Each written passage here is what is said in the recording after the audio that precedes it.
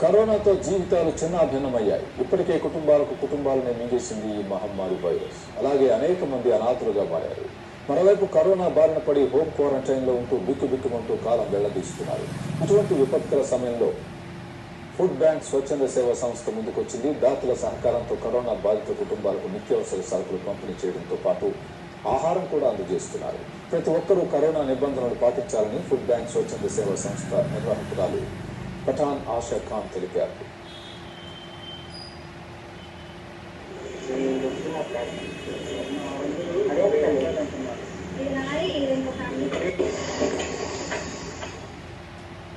ఎక్కువ అవడం వల్ల ఇళ్ళ నుంచి బయటికి రాలేని పరిస్థితులలో మేము ఇంటికి వెళ్ళి వాళ్ళకు భోజనం అందించి వాళ్ళకు ధైర్యాన్ని కల్పించి మనోధైర్యంతో ఉండాలని చెప్పేసి వాళ్ళకు ధైర్యాన్ని ఇచ్చేసి మోటివేషన్ చేసేసి వాళ్ళకు ధైర్యమే ఒక ఆయుధం లాగా పనిచేయాలి మనం.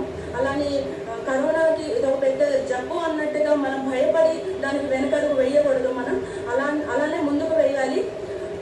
ఐసోలేషన్లో ఉన్న వాళ్లకు గవర్నమెంట్ హాస్పిటల్లో ఉన్న వాళ్లకు ధైర్యం ఇచ్చి భోజనాలు పెట్టి పౌష్టికాహారం వాళ్లకు ఇచ్చి వాళ్లకు మనం వాళ్ళను ప్రోత్సహించడం జరుగుతూ ఉంది.